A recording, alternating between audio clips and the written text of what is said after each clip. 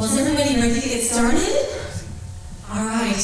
Well, first and foremost, I want to introduce myself. My name is Jennifer Allen. I'm the Executive Director of the Angelina Arts Alliance. And I want to welcome all of you here today. I'm very excited to have you, and I'm thankful for your participation and input along the way of this process. Is going to be very important, and it's going to be a big factor in how successful we are, because we need you. And we need your voice. You are all invested in this community in one way or another. We'd like to thank the City of Lufkin, who is our formal partner in the beginning of this cultural district planning process. And of course, I'd like to thank the Temple Foundation, because they are funding this examination, this planning endeavor. So I want to give just a brief background on kind of how we got to this point, because we certainly, 2 years ago, we didn't imagine we were going to be here. But it kind of started exactly 2 years ago this month. We assumed the programming of the Pines Theater and established a formal partnership with the City of Lufkin in that regard. And with that, we decided to take kind of an in-depth step forward in community engagement, because even though we've done community engagement and we have a long history of it, because of taking the Pines under our umbrella, we really wanted to understand what were the needs of the community here in the theater in terms of programming, in terms of audience development. So we took that step forward. We did multiple sessions throughout 2019, all over the community, in person and in surveys. And then we came to a realization, not only that there was some need for some programming improvements and maybe doing some different kinds of things and reaching out to new people, but we also found that there was a need for cultural development in our community. We realized that when we got around to starting to talk to people, that people were hungry for more activities and maybe a sense of some unity or leadership in the cultural development of Lufkin. So about the same year, the board decided that it was time for a good time to do some strategic planning, because we were approaching our 20th anniversary and we didn't have a 5-year plan in place to really understand what is the capacity, what is the potential for our organization as a nonprofit performing arts organization. And we are one of the very few cultural organizations in a 9-county radius, so we feel like we have a responsibility to our community to take that lead. So we put out a request for several consultants to lead us through a process, and we found this wonderful woman over here, Suzanne Smith. We loved her proposal, we loved her approach to planning, so we hired her, and we've been working with her now for over a year and a half. And we're very excited and blessed to be working with her on her leadership. She's a very talented, visionary, experienced person. And she has a tremendous amount of experience working with arts organizations all over Texas and the country. And she is worked with different municipalities as well in terms of developing cultural plans. And she's a teacher. She teaches social entrepreneurship, I believe, at the University of Texas at Arlington. And I think she's adjunct also at Pepperdine in California. So we feel very blessed to be able to work with her, and we feel very honored that you are here with us today. This is the step of one of many to come. And hopefully once we get past COVID, we can do more things together, but it is the beginning of what could be a 3 to 5 year planning process. So get ready, get engaged, stay engaged. If you have any questions, don't ever hesitate to reach out to me. We have our new office downtown. My door is always open. And I'm going to leave it now with Suzanne Smith. Thank you. Take the microphone here. I think this one's going to project a little bit better. All right. So thank you guys so much for being here today. And you guys got a choice. You could actually come here in person or do the Zoom call on Monday. And actually you do both of them. I have some people who emailed me saying I want to do both of them, so that's great. But we just appreciate you guys being willing to step into this process. Cultural districts are actually one of my favorite things to do. And in part because it's part of the reason why I'm standing here in front of you today. I grew up in East Texas, and it was because of forward-thinking individuals in that community that I had a fantastic arts and cultural experience. And I had the opportunity to go into Dallas and see great things, have cultural things come into the East Texas area where I grew up. And it really starts with these kind of conversations. I have to say, because we are obviously an arts organization, it's a lot like in Hamilton, where you want to be in the room where it happens. So I'm hoping that 3 to 5 years from now, we'll be looking forward and saying, I was in the room where it happened. I was in the room where we kind of talked about this idea of a cultural district and brought it to life. And we're going to talk first a little bit about what a cultural district is. We're also going to talk to you about cultural districts around the country and not just Texas. And we're going to specifically hone in on rural cultural districts, because they're unique in a lot of ways. We love going to Houston, we love going to Dallas, we love going to Austin and 6th Street, but that's not who we are. We want to take on the unique nature of this town that I have spent quite a bit of time learning to love over the last year and a half, and bring out your unique assets. And make it a destination for people from Dallas and Houston and Austin to want to come to. So we really want that to happen. So we're going to spend just a little bit of time. If we turn to the next slide, I've got a human clicker up there. So if we go to the next slide, we're going to spend time together today. And again, thank you for being here on a Friday afternoon. First, just kind of talking about what is a cultural district. So we sent you guys some videos. We also sent you some one-pagers, so you have some sense of those things. But I wanted to have you understand kind of the magnitude of a cultural district and what this potentially means. Because we are pursuing this and saying we're going to create at the end of this a go, no-go strategy. Do we move forward with doing more, or do we decide we want to potentially pursue something else as a result of this? So I have to really, again, thank the Temple Foundation for taking that leap of faith. I personally think you guys are well primed to being a cultural district, but as you know, there's a difference between plan and execution. And the last thing I want to do is come up with a really great consultant plan that this community can't or just doesn't have the money to execute on. And so part of what we want to do today is test that feasibility and test to make sure that these are things that we want to move forward on. So we're going to do a little bit of an overview and Q&A on cultural districts, and so I hope this is a conversation. So as you know things about cultural districts, or you heard things on the webinar that the TCA did, that you ask questions as we go throughout this. And then the most fun part is right after that, we're going to do breakout groups. So we did do 3 different breakout groups that we think really represent kind of the first conversations we want to have around different elements. And so the first element is identity. So we know that towns that are the most successful out of the urban core have developed a unique identity. And that is an identity that people, that eventually goes mainstream, and that people just know it as that particular community. So we're going to talk about identity. The second thing is those communities have a signature event or multiple signature events. So we're going to talk about signature event, and in this case, we're going to talk about a signature event that is an arts and culture festival.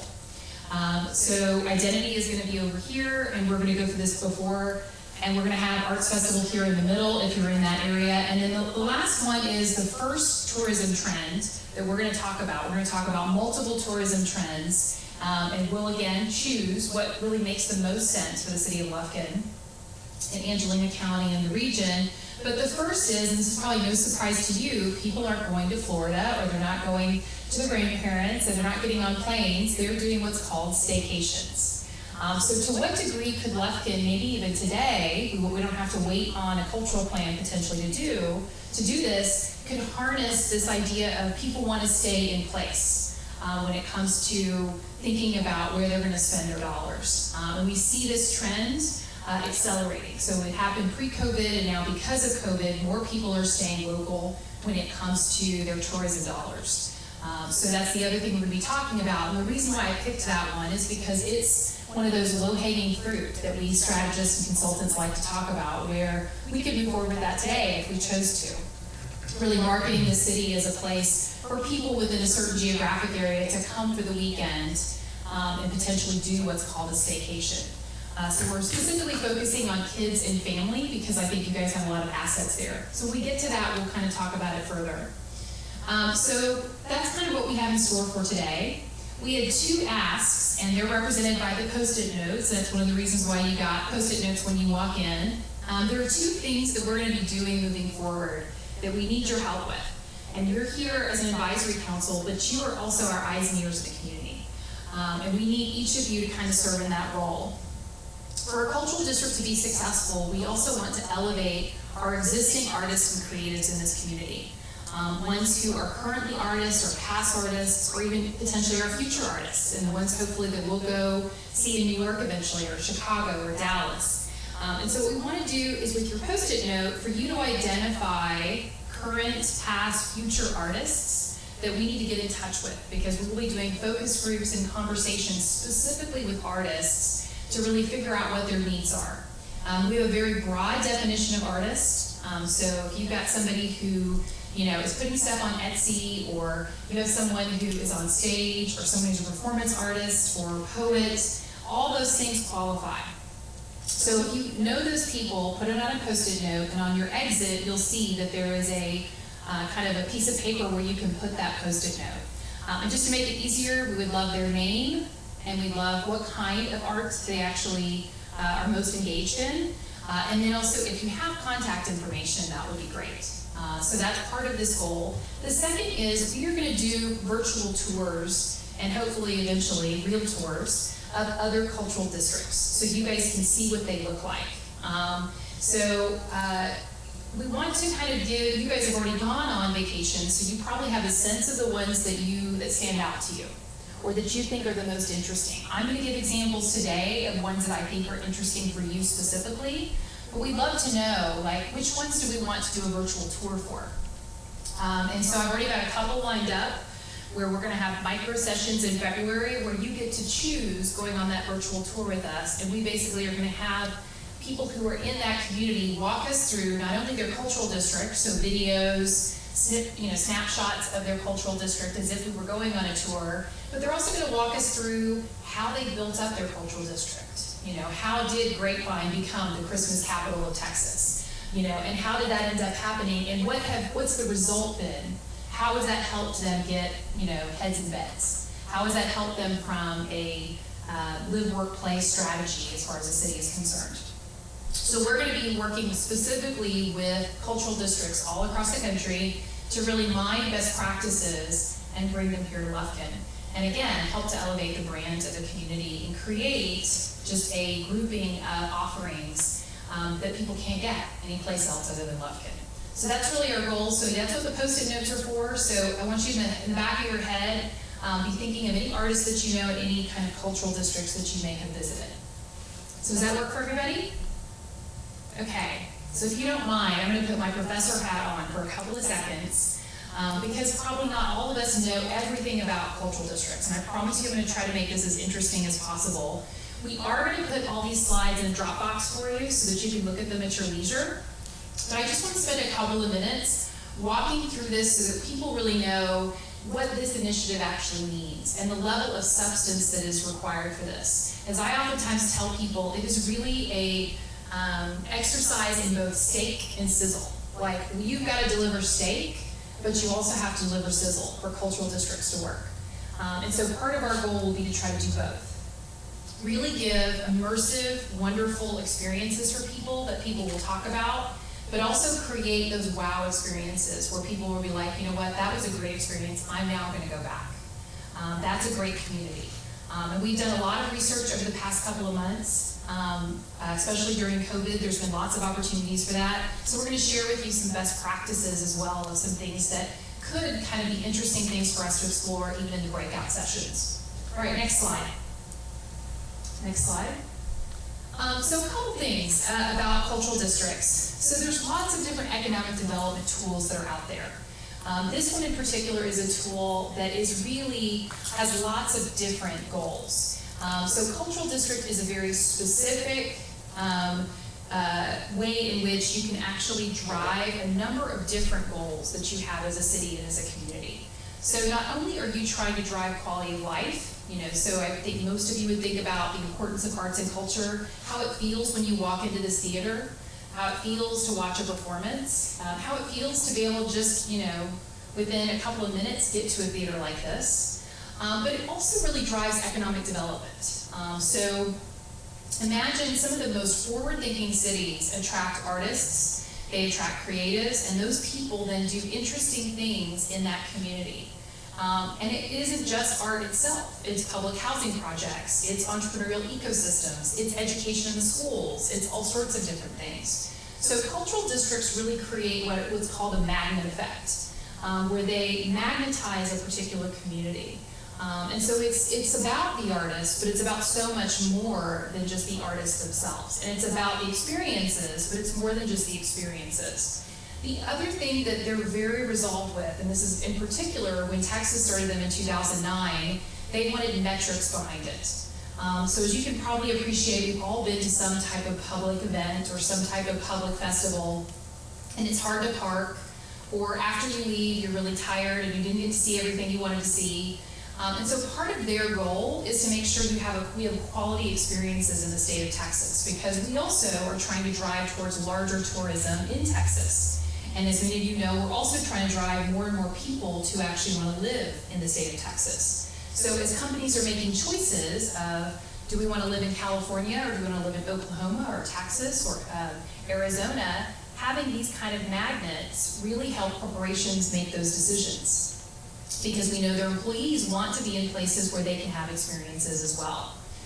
So it is this magnet effect. It also is a very metric-based thing.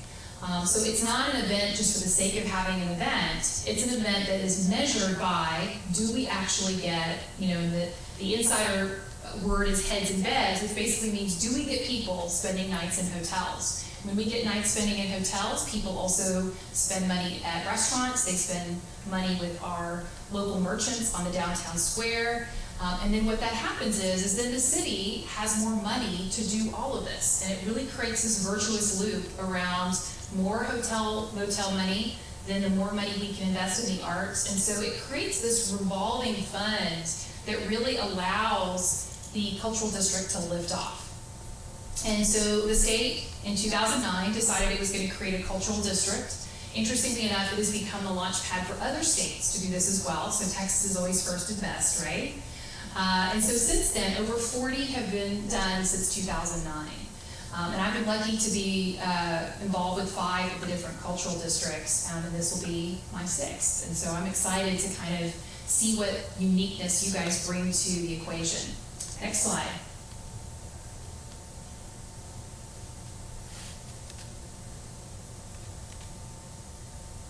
I think we're having a technology issue. Oh, there we go. Oh, one slide back, I think. Uh-oh. All right, there we go. So the first part of the equation is attracting artists, and I've just mentioned the magnet effect of having artists in your community. And again, broad definition of arts. And so artists, when they come to communities, and we found this through Asheville, North Carolina, and other places, just have an ability to attract interesting projects, build experiences, really create new projects in the community. And so the more cities have attracted artists themselves, the more those artists then attract other creatives and other creative professions, and then corporations come. So think of it a little bit like the Pied Piper in a lot of ways. What we found is artists really do generate a lot of that. So not only do they produce great experiences, but they create great places to work, which then attract corporations, attract individuals, attract millennials, and then it just becomes an interesting place to live. And so we've got to think about, how do we attract that? So physical infrastructure is one. So Asheville, North Carolina, when it went through an economic depression, decided that it was going to give free rental space downtown to any artist. So of course, artists don't make a whole lot of money, so if they get free rental space and free places to stay, they're willing to do things.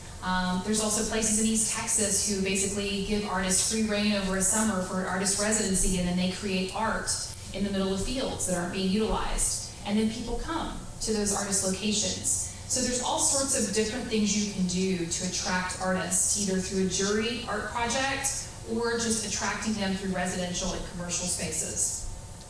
Next slide. Jacob's Pillow is a good example of that. So if you talk to any dancer and tell them about Jacob's Pillow, they're like, oh, of course I know what that is. It is really like the Oscars for dancers. You know, you go to Jacob's Pillow to see, you know, what the future of dance is going to be.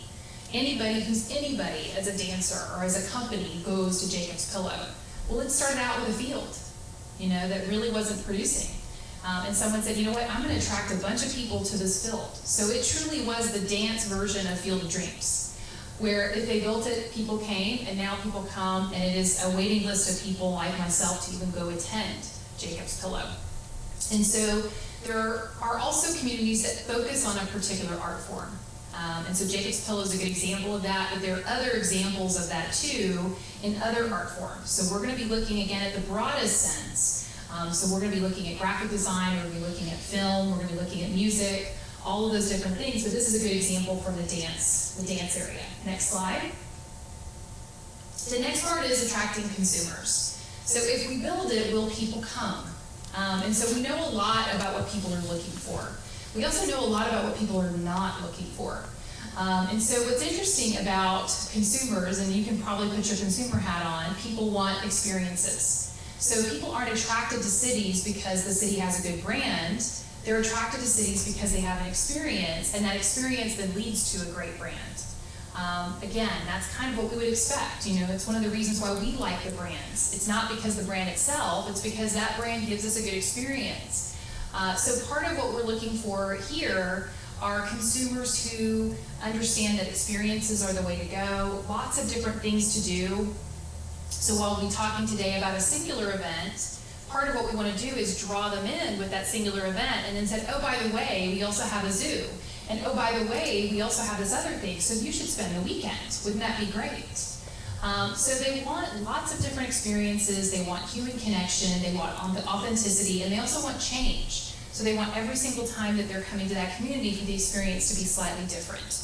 As you can probably appreciate, when you go to a store, the next time you go, you want it to look a little bit different. You want different clothes in the front. You want a different design. You want different things so that you will come back. And so cities are no different. So if you think about your best and worst cultural experience, it's pretty similar to your experiences of any kind of consumer experience. And so attracting consumers will be one of our major endeavors. So again, it's that virtuous circle of we'll build experiences, but we're also going to market those experiences too. So it's about building a brand, both for the experiences as well as the city itself, or the community itself. Next slide. So let me stop there and just see if you guys have questions, you know, because I think these are two really important customer groups, the artists themselves and consumers. Some of us in here represent both. Some of us represent one. So I'd be interested, any feedback, any questions about what's been presented so far in the information?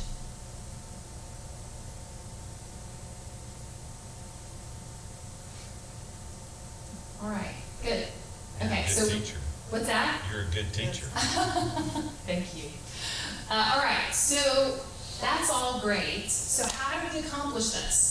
So the architecture that we use is called a cultural district. And essentially think of an architectural district like a vessel. You know, we're just putting this vessel out there and saying, what fits in this vessel? And we're elevating the existing things, and we're also connecting the dots for people. You know, people need the dots connected. So part of what a cultural district isn't always about new. It's about elevating the existing assets you have and delivering them in a new way. So part of what our goal will be, and what I've had fun in the last 6 months doing, is visiting a lot of the places in Lufkin to see what would I want to go visit. What are some of the cool edgy things? What are some of the neat mainstream things? Knowing that we're going to have different consumers who are expecting different things. So these are kind of the cornerstones of a cultural district. You've probably heard this in the lecture. Lots of different types of cultural districts. But in general, they're geographically specific, which means they need to be walkable. So if you guys saw me two months ago, before it got cold, I was walking back and forth the cultural district and immediately emailed Jason's team and said it needs to be shorter. Not because I can't walk it, but because, you know, you gotta have people be able to walk the entire district, and you guys have lots of geography. So a little tip, I think one of the things we're thinking about is creating a core around downtown and creating a hub and spoke model, where downtown is the core, but it's almost like it's the thing that attracts us, but then we go out to other things as well. So the zoo is obviously not in downtown, but we immediately want people when they come downtown to know there's a zoo and to know it's not that far away. And why wouldn't I want to go? So part of what we're going to be doing is figuring out how do we set that vessel. In the middle of that vessel is going to be the downtown area, and there's other great groups looking at the downtown area specifically, like Lufkin Forward. And then we will figure out how we can connect the dots between all the cool things that are happening and maybe magnify or do a couple of things that are new to really bring it all together. So that's really what a cultural district is. So typically it's anchored by a major institution. You have a major institution right here. You have lots of really great shops that are also really good anchors and good starting places. And then again, it's supposed to reflect the city's character. So that's what the identity group is going to be starting to think about, as what is our unique identity? You know, we don't want to be Denton. I did Denton's cultural plan. You know, we don't want to be Denton, we want to be Lufkin. We want to be, what do we want to be known for? And so in the same way that Denton's known for jazz and for lots of other things, we want to say, okay, what do we want to be known for? What are we known for? But just no one knows. So it's a lot of those things and just elevating it. Next slide. I mentioned Asheville. It's a great example because it was a rural community. If you talk to the founders of the cultural district, they will say that this was the moment where everything in Asheville shifted. And if you've been there lately, it's a pretty great place. Lots of cool things that are going on. And again, that magnet effect where it was the first thing that happened, and then a lot of other things happened as a result. That artist community came in, the residents came in, and additional people came in. And of course, they had the beauty of the Blue Ridge Mountains. You guys have a lot of beauty surrounding you too, so you've got that as an added advantage. Next slide. So stakeholders, so this is all people who you would imagine. This is not something that you do as one organization or one city. Everybody here has to do it. We've got to kind of believe that this is something that's possible. So those stakeholders are really critical. The state, if you submit an application and it's approved, requires that level of involvement. Next slide. So part of the underpinning behind cultural districts and why it's proven to be so effective is this concept called creative placemaking. And it's essentially this idea that when you infuse creativity into the place, it naturally elevates the community itself. And it really does talk about what is community. The Knight Foundation did some really great research around what do people look for in a community? How do they decide where to go?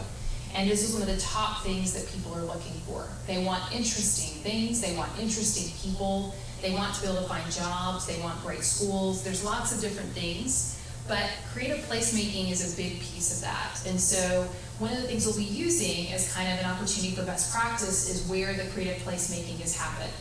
And I should just say that if any of you guys looked at my bio, this is not, one of the things I love about cultural districts is it is about everybody. One of the things that is known about cultural districts is it also helps solve some of the issues that happen in communities. So blight, urban decay, poverty, there's so many things that it actually solves for. So just know this is not something that is about any one particular group in the community. It is about all of us. And so creative placemaking is as much about building affordable housing as it is about having great institutions like the Pines Theater. So I did spend a lot of time on my walk looking at the housing, the community surrounding downtown as well, and saying, how can we all equally benefit by elevating the downtown area? And what does that look like? So just know that that is another important component part. Next slide. So Arizona Freeway Art is a good example of where art itself can also elevate. So many of you may know real cool things like Meow Wolf that is in Arizona and New Mexico. Soon you come to Texas. There's definitely destination art, that can travel, but there's also things where people go to specific areas to see that. On Route 66, there's the Cadillacs that are pointing up. And so these destinations people go to because they want the picture, they want the Instagram moment. So the other thing we'll be doing is really looking for those moments. How do we create those moments within Lufkin where people are like, I want to go? And you guys have a lot of that. You know, I took a picture of Rudy at Christmas time and put it on, you know, my small Facebook feed, and people were like, where was that? I need to go get that. I want to see that. That's really cool. And so it's really a matter of like thinking about what Instagrammable moments do you already have, and how do we really do something with those assets. Next slide. As I mentioned, this is really critical for me as someone who is a social impact person, is this has to be about metrics. So one of the things we'll be doing is really monitoring over time how, again, this leads to greater economic development, greater jobs, all those things that really matter. So again, we are looking at quality of life, but we also are looking at this as an economic development and community development strategy. So how does the downtown area become better? How do the people surrounding downtown get more engaged in their community, and do they have a sense of place? So those are all economic development strategies that we'll be looking at. Next slide. Providence, Rhode Island is probably one of the most landmark examples of this.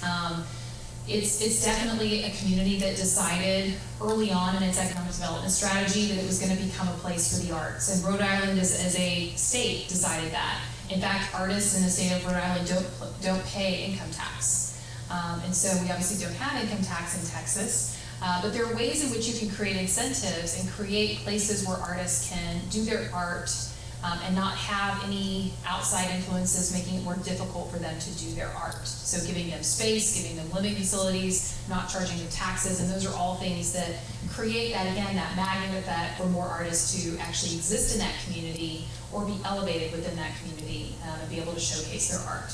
Next slide. So you're probably wondering what got this started in the first place. Like, what was the first thing that happened? And I'll tell you, it was like me sitting at my laptop and I was doing a little bit of research and I looked up cultural districts, and you'll see this so evidently. There's a big gap right there in the middle where Lufkin is, where there is no cultural district. And so I remember being on the phone with Pat and Becca and Jennifer going, you guys don't have a cultural district, and no one does in that area. And I said, you know what, we've got to change that. Not just for Lufkin, but for the entire region. How do we attract this kind of creativity to this area? Because I know it exists. It's just a matter of elevating it and letting people know about it. So I gave you guys some examples here of ones that were both done in 2019, very recently, and then also ones done at the very beginning. Small towns, big towns, you know, in the East Texas area. And then there's also communities that don't have a cultural district, and we'll talk to them too, but they're doing cool things. You know, so you're probably wondering why Tyler isn't a part of this. And so there's lots of good communities who are doing good things, and they're just not state designated. So that's part of our goal too, is to talk to those folks and say, you know, what are you doing? What can we be doing? What really is successful? What does drive economic development? Next slide. And even though Texas is the best, we are going to be looking outside of Texas because you guys have a lot of unique assets, including the forest that surrounds you. It's a beautiful area. So much like North Carolina and Colorado, you have a lot of natural arts and culture.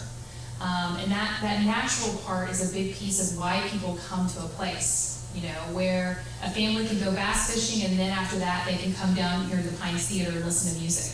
You know, and people can come downtown and they can do shopping, but then they can go on a hike afterwards. So you guys have some of the similar elements to Colorado and to North Carolina. And so we want to see how we marry those two together, because natural art is also increasingly significant and more a trend as outdoor living becomes a trend. Next slide. And then, of course, rural destinations. So we're going to be looking all over. This is one in Georgia, in Blue Ridge. And again, this was a very depressed community that really decided to invest in a cultural district. And it really made a huge difference. And so I just wanted to give you the gamut of all the people we're going to be talking about. And it's really going to be kind of a choose your own adventure thing, where we're going to say, we're going to take a little bit of Telluride, and we're going to take a little bit of Grapevine, and we're going to take a little bit of Bryan, and we're going to, you know, make it our own and build the best cultural district that really elevates Lufkin. And so that's really the goal of this project. And so we get into February and March, that's where you guys come in. We're going to be doing these micro sessions over Zoom where you guys can choose to participate in the thing that most interests you. And some of it will be around tourism trends, some of it will be around elements that we know will be more successful in districts. We'll also be doing, like I said, some of these virtual tours. We already have some people who've already gone on their own tours on their own and actually visited some cultural districts because they want to see what it looks like. I've visited almost all the cultural districts in Texas and a couple outside of Texas, and it's a fun experience to see how different people interpret cultural districts and what they do. Next slide. So why now, why Lufkin? So I could give you a dissertation on why this is a really important thing for Lufkin to consider right now, but I'm going to tell you just 3 things. There are a number of macro trends that are happening, and were happening pre-COVID, by the way, that are accelerated now. And I've kind of coined a term called rural renaissance. And Bain actually did a really great study about where people are living today, and you'll see the red bar over on the left, and where they're going to live in 5 years, and that's only going to increase over time. And there's a couple of really trends that are actually kind of accelerating this, and I'm just going to give you 3. One is microurbanism. So that's a really fancy word for saying that we've actually changed the way we want to design cities, and instead of designing them based on buildings, so what building's going to go here, what street's going to go here, we're going to build it for the people. And actually say, how are people using these communities? How are they going to feel safe? How are they going to feel from an experience point of view? So how are they going to feel? Is it going to feel like Disney, or is it going to feel like, a convenience store? And I'll give you a good example. So one of my favorite places to go is to go to Buc-ee's, on the way, and it's become a cultural, Texas thing. So instead of being like a racetrack, we want to be like a Buc-ee's, where you go in and your mind is blown. You get stuff you can't get anyplace else. That's what microurbanism is. Some smart person said, well, if they're going to stop for gas anyway, we might as well have them walk around our store for 30 minutes, and buy a bunch of stuff.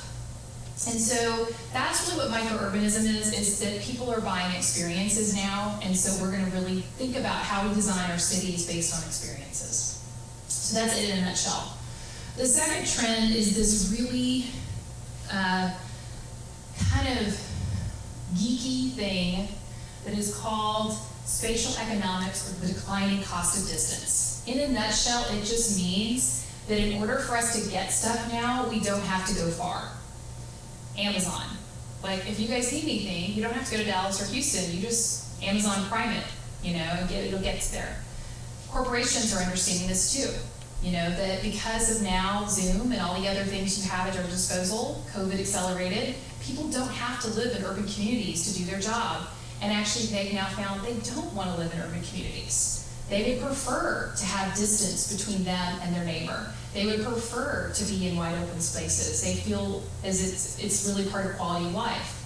So we're going to see this accelerate over time, and you're going to see many more people, many more corporations deciding to be in suburban, rural areas versus the urban core. And then play, arts and culture. So there's lots of trends around the 21st century, people having a lot more work-life balance. And wanting to have play in their lives. And so play comes in a lot of different forms, but certainly the cultural districts and this rural renaissance gives people a much bigger playground. You guys can be in the middle, of bass fishing, and at the same time you're doing a hike, at the same time you can come downtown and dress up and go to a show. You can't get that in Dallas, you can't get that in Houston. And so people want that level of variety in their play. And so that's really what all these trends kind of come to, which is that there's a number of economists that are really believing, and like I said, COVID accelerated this, that there's going to be a rural renaissance. So why not have Lufkin be the one that decides that we're going to take the bull by the horns and say, we're going to start this conversation around a cultural district. You already have very forward-thinking people at the city attracting businesses, talking this conversation. But why not have the magnet effect of a cultural district too? And so that really gives you even more ammunition around why you want to relocate in Lufkin, Texas, or in Angelina County, or this region. All right, next slide. All right, so enough lecturing from me. Any questions? There will not be a quiz after this, by the way. Okay. All right, so now that I've got your juices flowing, lots of different good ideas, we are gonna put you guys to the test. And I'm gonna really put you guys to the test because I wanna see, do you guys come up with better stuff or does the Zoom session come up with better stuff on Monday? Which do you think is gonna come up with better stuff? You guys are. See, Becca's like me, she's competitive, so she's gonna be like, we're gonna do this. So we're gonna do 3 breakout sessions to end our time together. And this is just, whetting your appetite around here are some of the different conversations that we're gonna have. These are things that a lot of us have been thinking about and talking about for 6 months, and we just wanna hear from you guys. This is your community. This is yours to drive. I'm really here as just the Sherpa. Like, I'm just gonna guide you through this process. And so we're gonna have 3 different breakout groups that are led by facilitators, but it's gonna be about you. These are the same breakout groups for the Zoom call too, so I will tell you who did the best job at the very end. You'll get to see. And so over this area, so if you're sitting over here, doesn't mean you have to stay in this area. Each of you RSVP'd for here, and you told us what your first preference was, and we're lucky that just through the luck of the draw, everybody got their first preference. So this group is gonna be with me, and we're gonna be talking about identity. What do we want Lufkin to be known for? And I'm gonna give you guys an exercise around that identity to help us kind of really think outside of the box. This second group is gonna be signature event. We know that people have to be attracted by a signature event, and then they see how great Lufkin is, and then they stay, and they do all these other things. And so we're gonna talk about one signature event, which could be an arts and culture festival. So think about Cottonwood in Richardson, and maybe other festivals you might have been to. So that's gonna be in this group here, and again, you guys can move around. And then the third is gonna be tourism trend number 1. We're gonna have multiple tourism trends that we're gonna think about and decide and discern like which ones are we gonna capitalize on as the city. And Becca's gonna lead that, and that's gonna be this idea of staycations. Like, we believe that families are gonna continue to stay in place, and while they may decide to get on planes eventually, it won't be the same, at least for a certain period of time. So how does Lufkin mobilize a regional area to come to Lufkin, to the museums, to interesting things here, to all the nature that exists, your parks, etc. How do we mobilize around that? So that group is gonna be right over here. And each of your facilitators have a guide. We've got a little bit of a time limit because I'm sure you guys wanna start your weekend too. So what we're gonna do is we're gonna follow a little bit of kind of a time limit, because I'm sure you want to hear what the other groups are going to do. So at the very end, our last 15, 20 minutes, each of the group really quickly is going to get up and share what their conversation was about for the benefit of the entire group. So that way you get to participate in some small way in every breakout session. So does that work for folks? Okay, let me see, what time is it right now?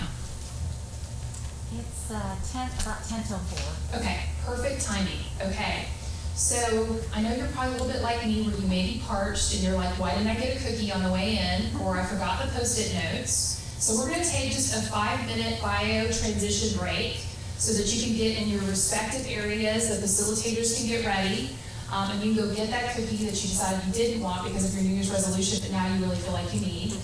And then come back in here, and we're gonna get started. So each of the facilitators will start. So it's 1, identity, 2, arts and culture festival, 3, Texas tourism trend, and it's these staycations. And if you didn't choose one, well, you get the best thing of all. You get to just choose. Just say, where do I wanna go? Where am I led to go today? And again, this won't be the last conversation we have on any of these, but you'll get a chance to at least kind of have a little bit of a brainstorming session with your facilitator. Any questions? All right, we're gonna do our 5-minute kind of transition time. Like I said, in the back, they are ready for you guys to go get more cookies or chocolate or little bottles of water. And remember, this also might be a good chance for you to do your Postit Notes. So if you know artists or you know cultural districts you want to virtually tour, put it on a Postit Note and put it in the back. All right, any questions? No, more a comment, actually. Yeah. One of the things that I found interesting. Oh, no. Okay, well, okay, whatever. We're recording it, so I'd love your comment. One of the things that I found interesting, just looking at some of the research, is the direction of going towards the mom and pop, small boutique shops. And this past September was the last time that there was a department store on the S&P 500. There are no department stores on it now. Yep. Yeah, retail is definitely changing. It really is. But I think that's a great thing for us to think about as we populate downtown. We've already brainstormed some other stores we think we need downtown, but that's going to be one of our micro topics is what stores do we not have that we need to attract. All right, well, I'm looking forward to hearing what you guys come up with. I'm going to be over in this area, Becca's going to be over here, and Jennifer's going to be here in the middle, and we'll just take a quick 5-minute bio break, and then you come back in here. $100, you got a hotel. All right, we're going to take 2 minutes for people to wrap up, get ready, get their presenters up to the front, Again, if we have. and then we'll see who's the most ready to go first, like who feels like they have the best ideas ever. Ah, group number 3 already, I can see that. That's that competitive Becca. That's right. All right, so is truly group number 3, are you guys ready to go? So group 3 is number 1, I guess, right? That's right. All right, so who's going to present for group number 3? It's me. Oh, that's right, perfect. We need you to use the mic so that we can officially record Where this can I do it? for posterity. Remember, this is the room where it happens, so someone's going to eventually play you in the town festival. And the creation of culture of this room. I'm just starting that on Wednesday, I think, so to speak. Okay. Our thoughts to consider. I'm going to go over some of the things we were considering and then some of our conclusions. Are staycations becoming more popular in the regions and what type? We have seen evidence that staycations are very popular, both from locals that are truly local, but also especially from the bigger cities around us in Tyler, Dallas, Houston, that will come to Lufkin for the weekend for 3 or 4 days. Also, we discussed the youth sport activities, some of the baseball and different sport tournaments that come here that stay for a day or 2, or even bass fishing and such, that will bring people here for a few days, and what things we could do to get them around Lufkin and seeing what else we have. Another thought that we considered, what do kids and families do locally? What is popular to be more popular, and how do we accomplish? Some of the highlights that Lufkin has for families and kids are the zoo, the Forestry Museum, again, as we said, the parks for youth sports, our tournaments and things, the Forestry Museum, the Naranjo Dinosaur Museum, and then our outdoor areas like the Nature's River, the National Forest, and such. Those are some of the highlights that, as we thought about what locals do and what we need to get the word out to people visiting, that we could do. New ideas that should be considered and other experiences that we can. This is where we kind of went into some ideas. One of them was a passport like scavenger hunt type, to where we take some of those highlights like the zoo, the Forestry Museum, the downtown area, and whether we partner, whether we get the Chamber of Commerce or the CVB or an organization to spearhead when visitors come in from out of town, to get a handout, card, a little booklet of some sort that says, visit some of our top attractions and get a stamp that says you've been there. Go to the zoo and get your stamp. Go to downtown and get a stamp. And then perhaps at the end, if you get enough stamps, you turn it in for a small prize or a cookie or treat or something like that. Another thing we talked about being important was an office, perhaps a CVB representative, or an office that is open on the weekends in the downtown for people. And when they come in and they say, what is there to do? What should we do? A staff office where someone could come in and say, yes, here's a map of the downtown, here's a map of Lufkin with some of our highlighted attractions.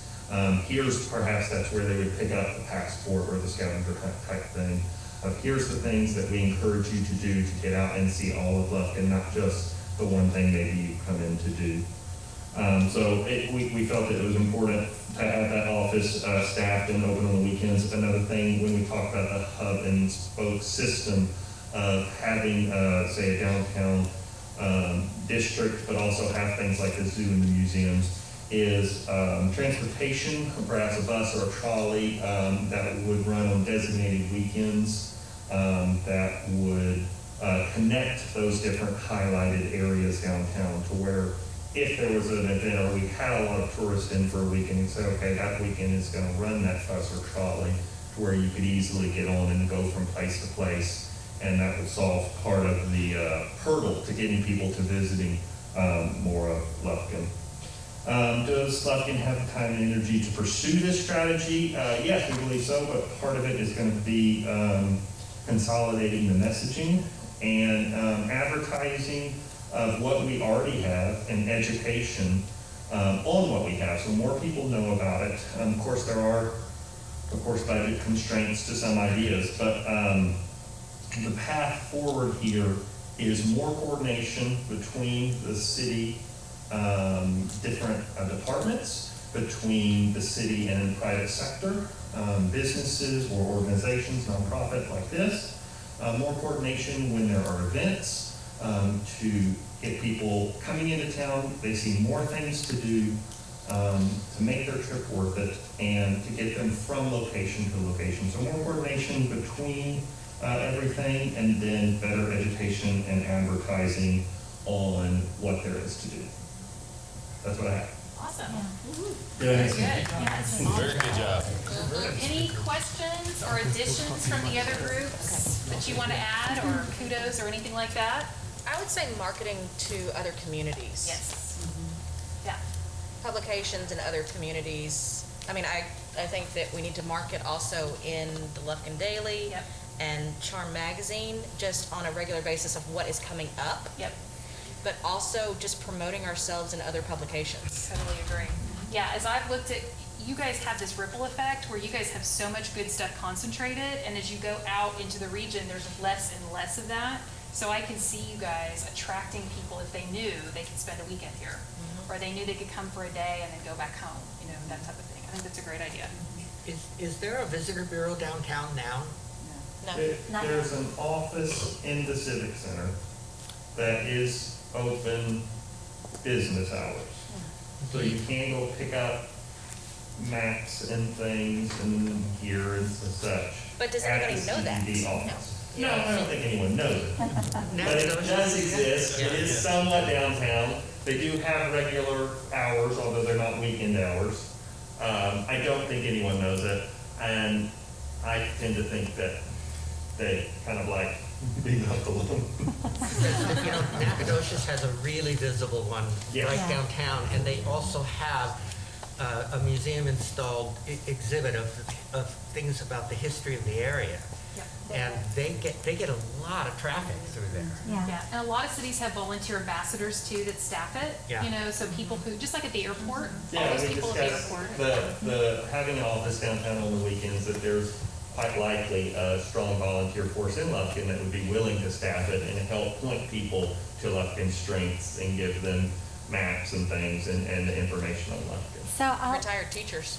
I'd like to say that, and I'll put this out there, one of the thoughts in the back of our mind of us moving downtown, the Angelina Arts Alliance, was to serve as a public sort of go-to of what is there to do in the community. And we haven't gotten there yet because it would take the buy-in and more of a formal understanding between the LCBB and the city and us, and have it staffed on the weekends and maybe after hours with volunteers, of it being, having literature of all the cultural and other activities to do in Lufkin, because as you all said, if you're visiting and you don't know to go to the convention center in an office that is unmarked and closed. Nobody knows. Even the residents don't know. So that was one of the kind of underlying, one issue that we had thought about when we made this move, was to get to that point where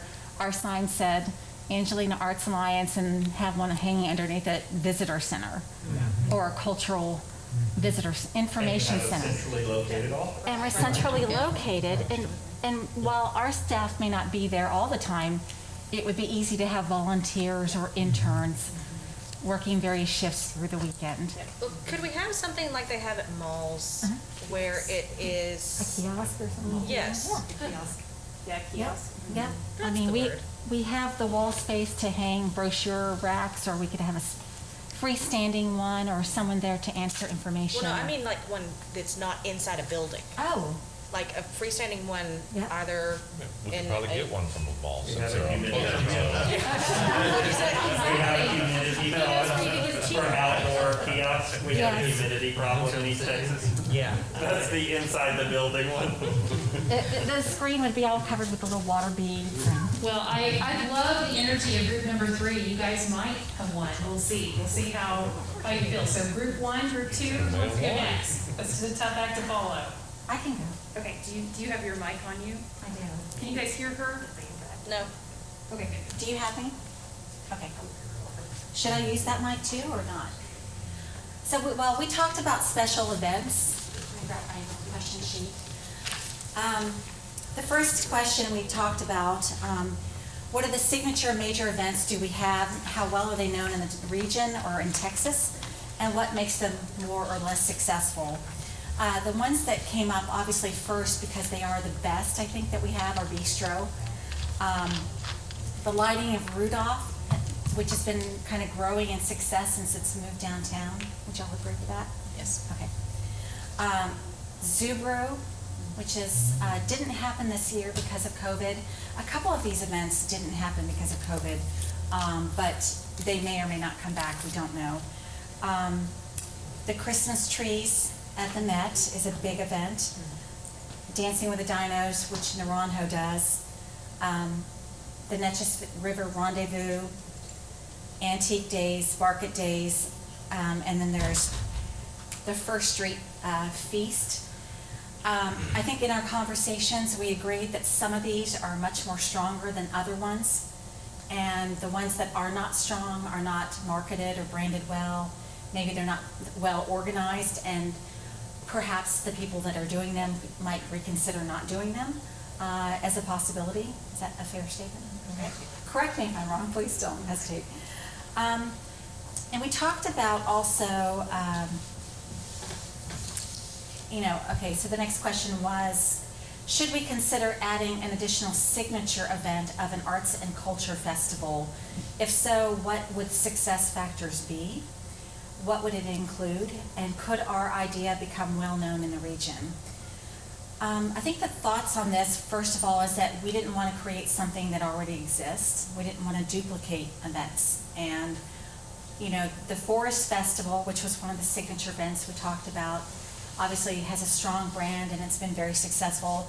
It has a little bit of art to it in that there's some craft with the jellies or homemade food items, but it isn't necessarily have the full arts element to it. So there's that. They felt that if any new event were created, that having a strong wine and food tie to it was going to be really important to draw people, because wine and food brings people together. What else? We talked about the timing of the event as another important factor to its success.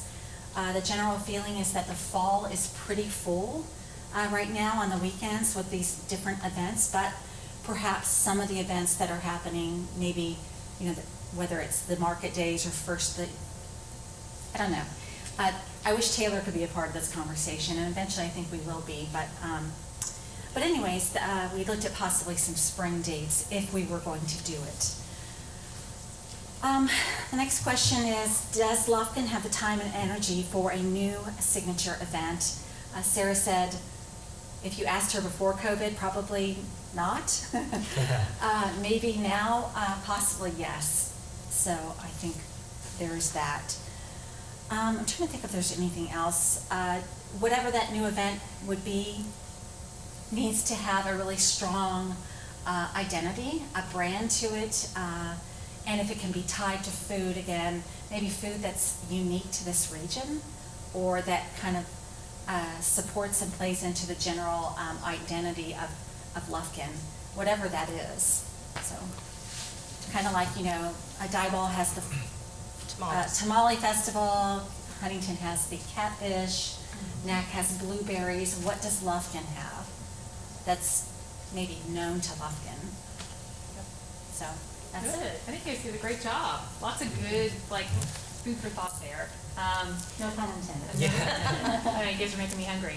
All right, so any feedback for that group? Anything else they missed? Anything that you really wanted to cheer on and say, yeah, I think that's a great idea? So some of the things like the Forest Festival, you said didn't really have a cultural, but they used to do a whole bunch of things with like lumberjacks and the Yep. carving and the whole thing. So that is cultural. Yes. that And they is- still do. but they don't market it as well, and I'm not sure those events are as well attended, but you could take that from a cultural side, and that is really East Texas. I mean, Right. everything Yeah. about that's East Texas. Absolutely. So it's interesting that you mentioned that because I went to your library and looked at the genesis of Ultra Culture. Actually, the Forest Festival used to have more arts and culture than it once Right, did. it's gone now, And it's just a it's carnival kind of- thing. And yeah. they've lost a lot of that, but if you took it and you played it back up into the Yeah. cultural and it really became the sawmill, lumberjack, the whole thing, that might be. wood carving. Wood Yeah, art. it's wood carving, the whole thing that might could make it an event that's cultural and draws people in. Yeah. Okay. Do they still have the Hush Puppy Olympics? They do. Yeah. That used to be a bigger deal. So there are some elements of the Forest Festival that we could bring back since it already exists. So that's the other possibility, is kind of resuscitating an event into being more of a signature event. So that's a good idea. And I really enjoyed, from both a business owner standpoint and just a patron standpoint, having the Forest Festival downtown this year, or this last year. We're in 2021 now. In 2020, I really enjoyed having it down here, even if it didn't have the rides, which I love, but I enjoyed everything else that was with it. So I think if an arts and festival were to be created, that it would be downtown, and it would have maybe different kinds of arts, visual arts, sculptures, wood sculptures, and performing arts, sort of a hybrid with food, wine, but obviously there's a lot more thought that needs to be put into this. Yeah. Well, and one thing that I kept hearing during the Forest Festival this past year was, it's been years since I've been downtown. I didn't realize Yeah. that all of this looked like this now. Yep. I kept hearing that time after time. Yep. Yep. Good. Anything else for this group? Just the coordinating thing for what we were saying about it.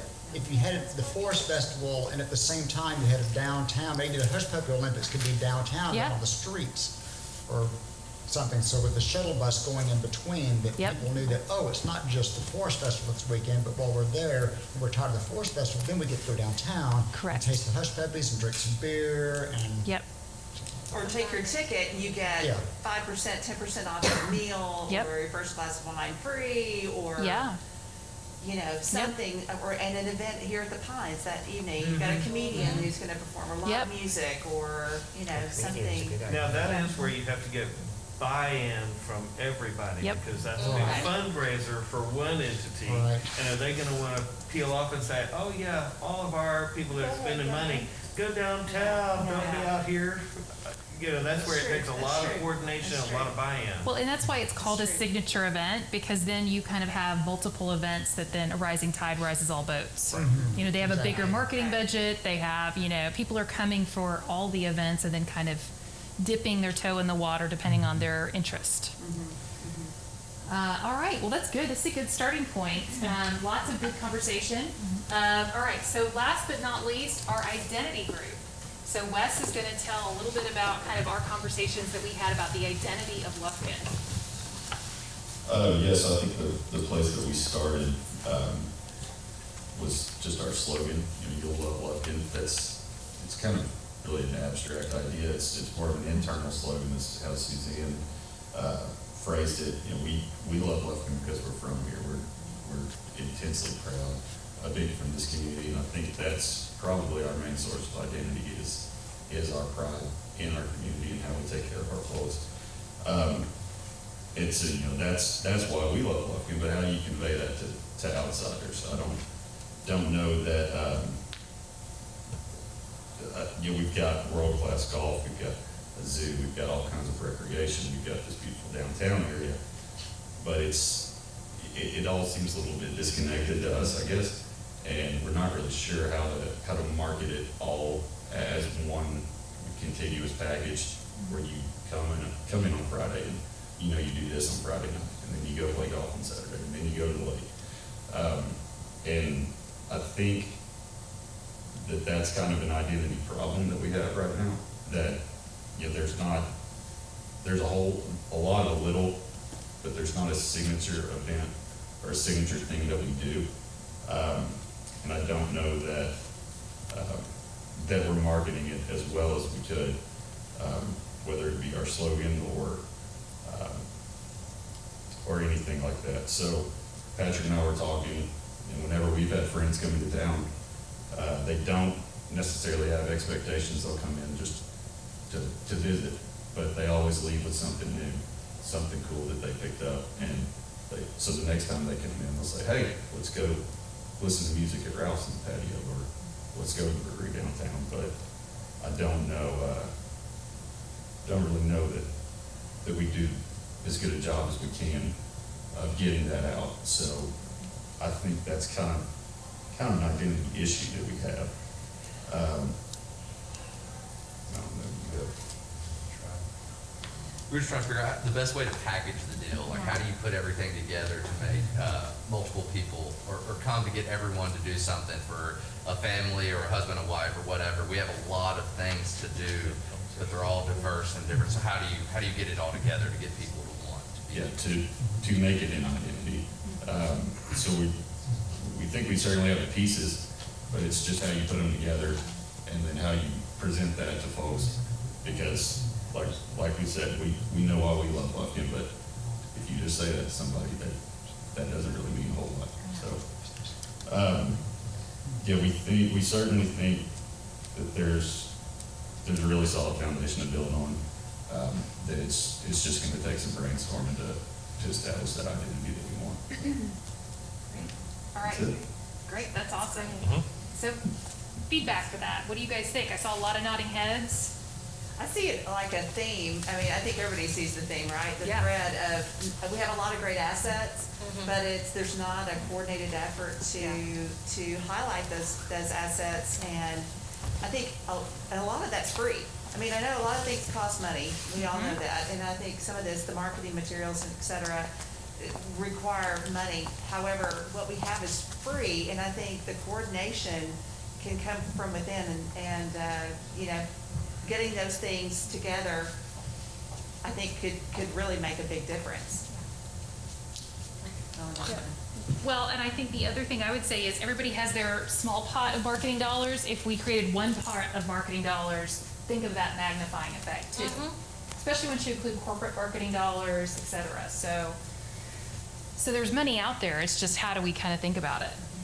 What about the identity of loving Lufkin? Does that kind of make sense in the sense of it's a great internal slogan, like don't mess with Texas, but is it a marketing message externally? Does it get people in? Is it a magnifier?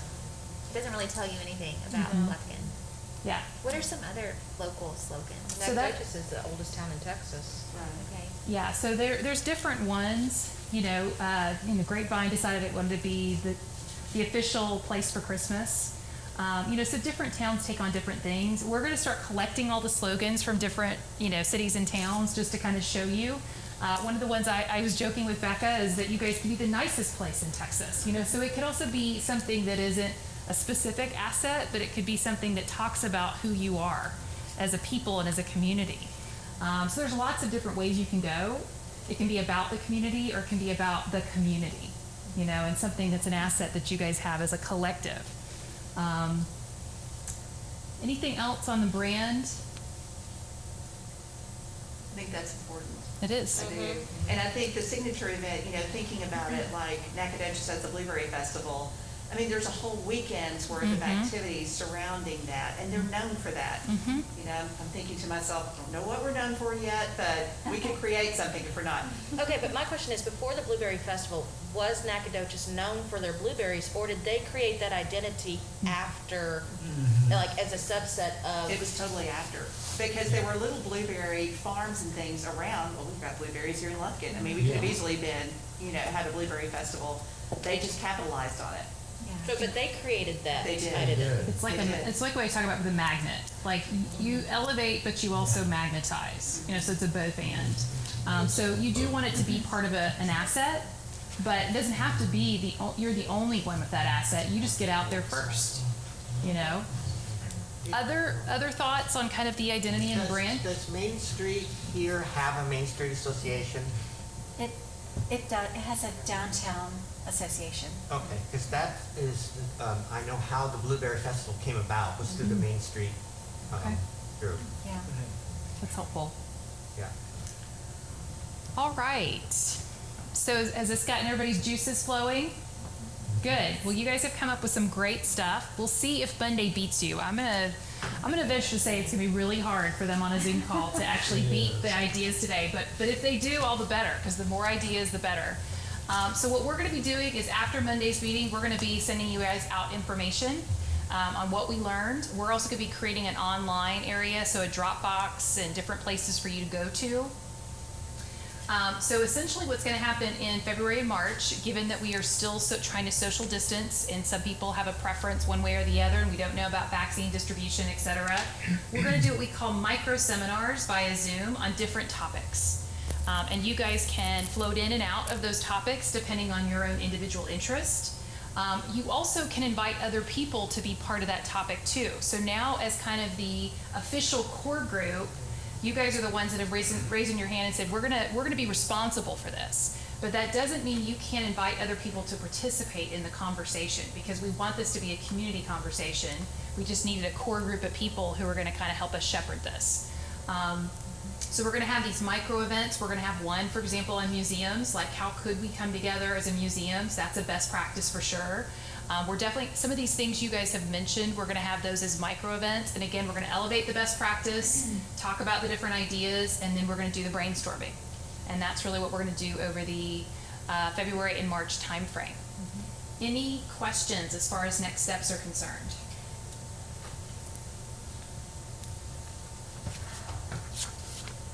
All right. I was thinking something, but no.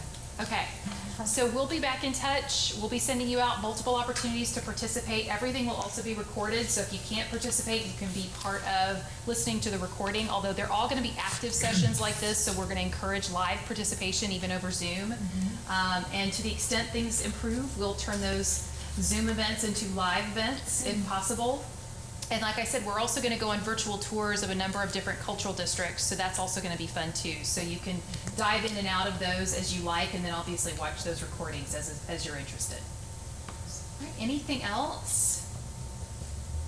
All right.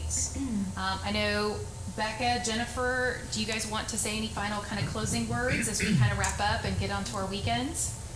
I think I just want to thank everyone for being here. I mean, this is really, it's really important. It's meaningful. We need your participation. We need your ongoing involvement as much as you are willing to give us. And this is the first of many, many steps to come. And I think wonderful things are going to come out of this. And you're going to play a role. So thank you. Thank you.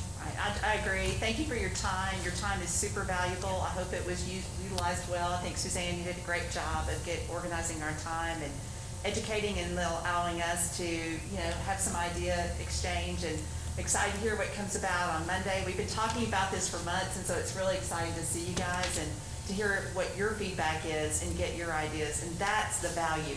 The value is you guys in this room and what you bring to the table. So we appreciate you very much. All right. Thank you guys so much, and have a great weekend. We'll be sticking around, so if you have additional ideas that you want to share, feel free. Otherwise, we'll let you guys go on to your great weekend. Hopefully it's sunny outside. I know when I came in it was raining. Hopefully you'll have a sunny weekend here.